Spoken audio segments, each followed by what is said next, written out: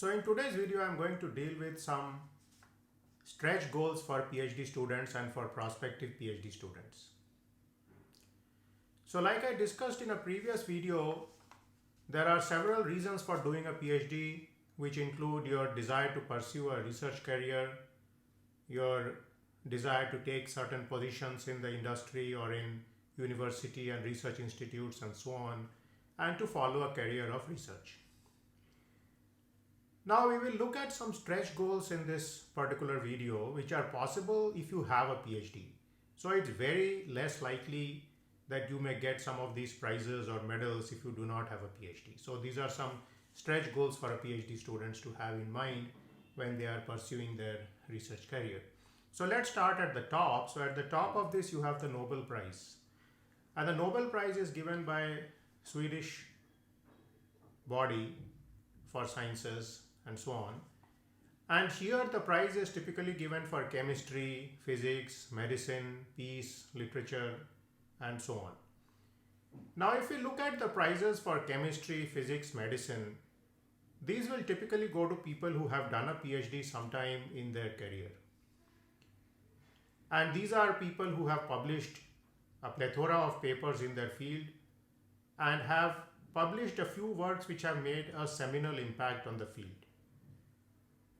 So the seminality of their work is verified by the fact that the work has made a big impact on the field through a period of time.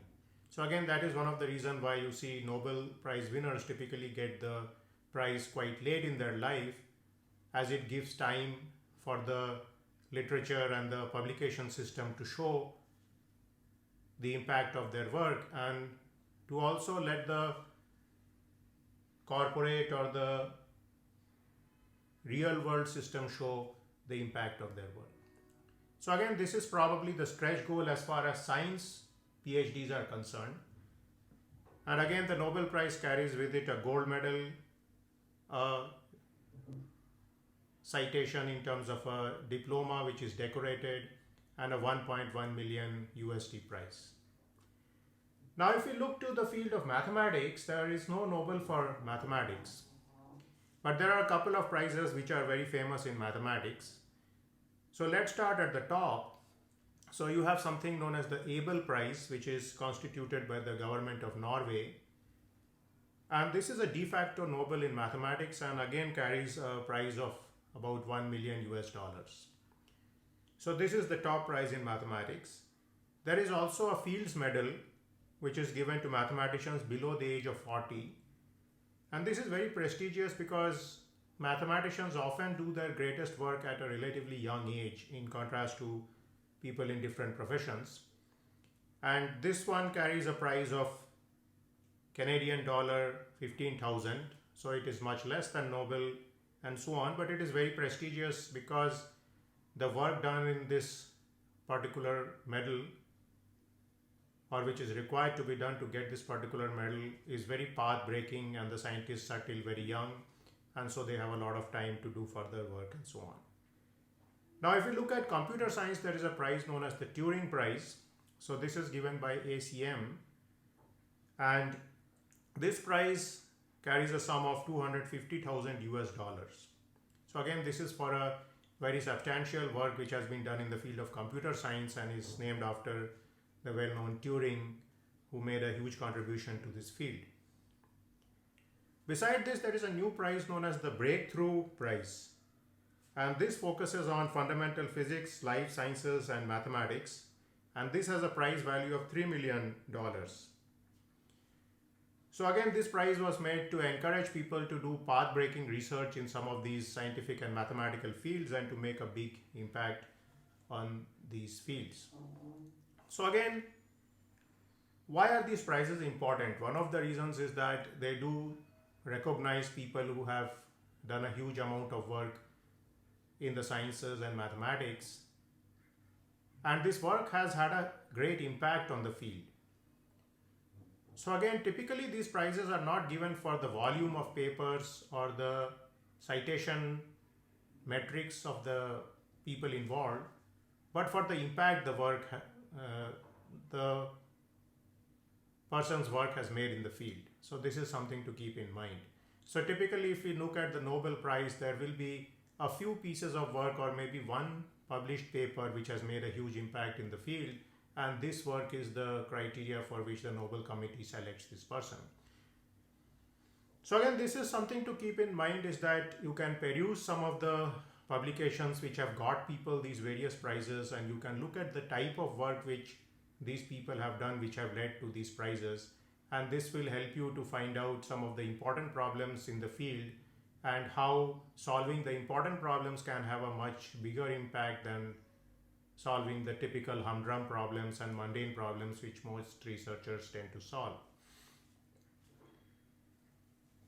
So you can see that these prizes seem to be very difficult things to get, but you need to remember that at some point of their life, these great scientists were PhD students, and therefore when you are a PhD student or a prospective PhD student, this entire field of possibilities is there for you, and you can have a stretch goal of going for these prizes at a certain point in your life.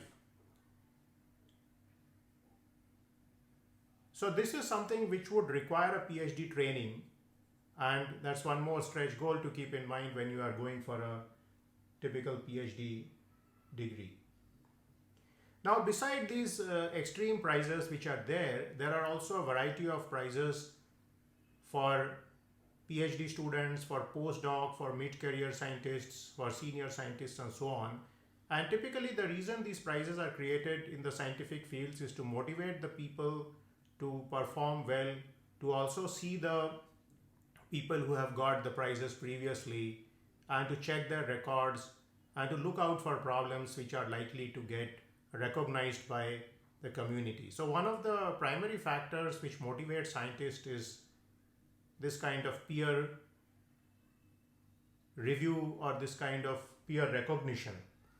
So again, at various levels, an effort is made to recognize the people, and through recognition they are motivated to contribute further to science.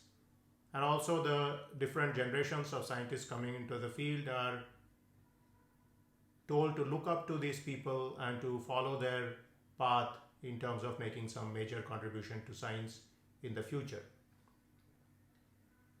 So now, while it may seem that getting awards and prizes is very difficult, but one should remember that there is a low probability but a finite probability of getting a prize. So just like when we do probabilistic analysis, we say that there is a finite but low probability of a situation such as a catastrophic failure taking place in any system. So sometimes we call it a black swan or something like that. So similarly, the positive side of this is that there is a small but finite probability of a positive black swan event taking place. That is, something very good may take place in the future. And so that is something to keep one's eye on and keep on the lookout for problems in the field where you can make a big impact. So typically most prizes are given for one big bang discovery, and therefore it doesn't matter if at any stage you have done a certain amount of humdrum work and got through certain systems within the research community.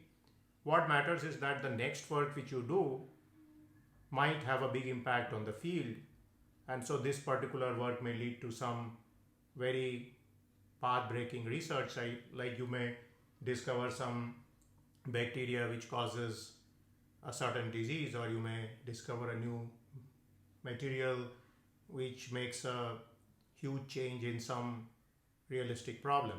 So again, one should keep one's eye out for new problems, and some of these research prizes which are there in the field are set up to motivate people, and that's something to keep in mind when you are doing a PhD student, because though when you are doing a PhD your life may be quite saturnine and humdrum, there is always light at the end of the tunnel, and there is a possibility that one day you may get many prizes or you may get the top prize in your field. So I hope you enjoyed listening to this video, and stay tuned to my channel for more videos on science, technology, and research. Thank you very much.